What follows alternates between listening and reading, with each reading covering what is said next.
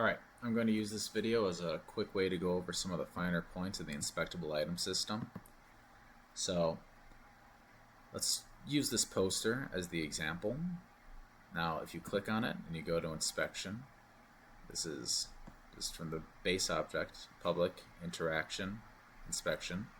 You can see the item name, item description, is inspectable, is rotatable, and so what those options will do is that when you actually go up to this inspectable object, you'll be able to click on it, and then you'll get the name in the upper left with the description for it. Now, the item itself has several controls when it's actually in the inspector. The scale will change the size of the mesh in the inspector, and the rotation will change its starting rotation. So like if we set this to 0, you can see that now when we look at the poster, it's going to start sideways compared to where it should be, like so. So let's just put that back to how it was.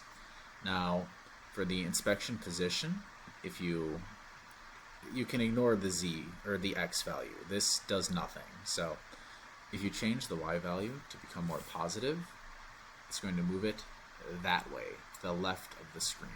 So let's press play just so we can look at this really quick. So like so.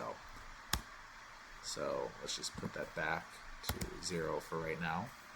And for the Z, it's if you increase the value, it's going to move it down the page, and if you decrease it, meaning make it negative, it's going to move it up. So let's go with -30 right now.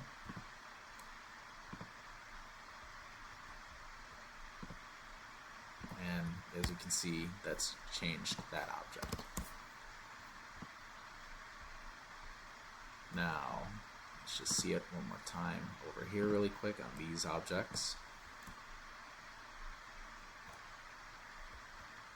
So click on it, you can see got this object right here. Now instead, let's change this to like, I don't know, -10.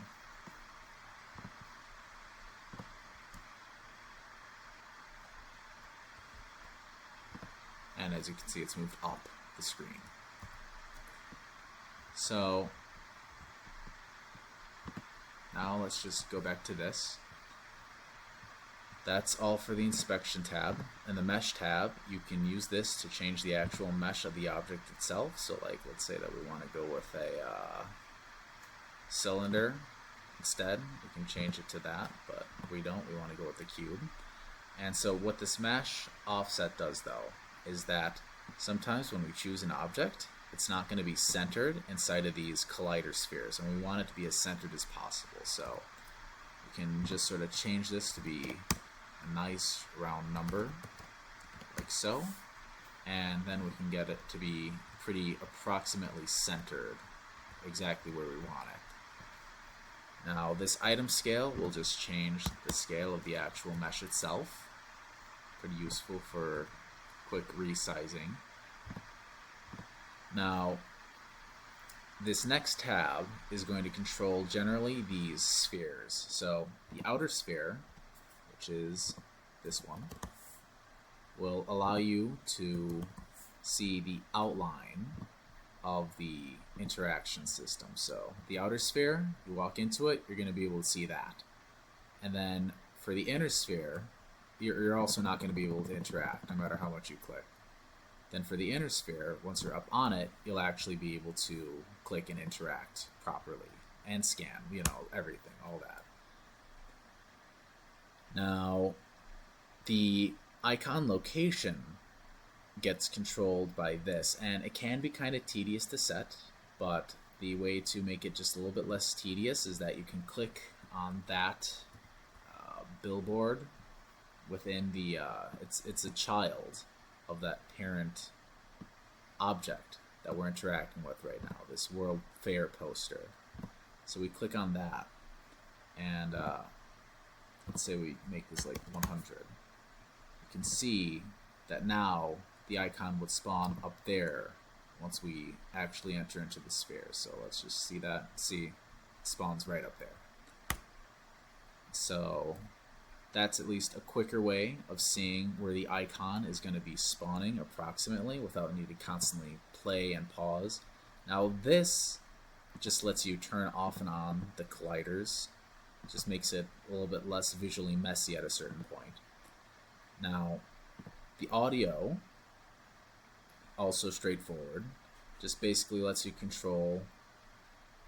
This one will let you play voice lines coming off of the player.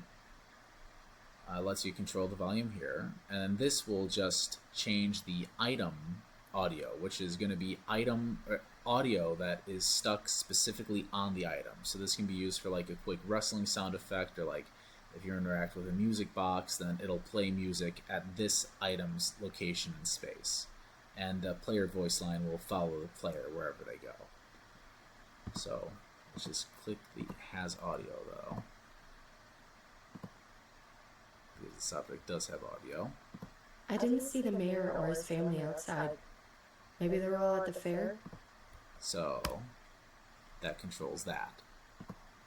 Now we can go to the subtitles, and as we saw, the subtitle didn't quite match up with the audio, so we can just sort of increase the time on this up to like 5 seconds. Now, when we interact... I didn't see the mayor or his family outside. Maybe they're all at the fair? Let's make this like 4.7. And so that allows you to match up the subtitle text with the audio that's actually playing. And this can be increased to however much we might want. So like, now that we're here, let's go to test, and let's change this one to 5 seconds on the screen. So now we go over to this poster again. I didn't see the mayor or his family outside. Maybe they're all at the fair? And you can see it goes right over to that test. And now, if we want to get rid of this test, all we have to do is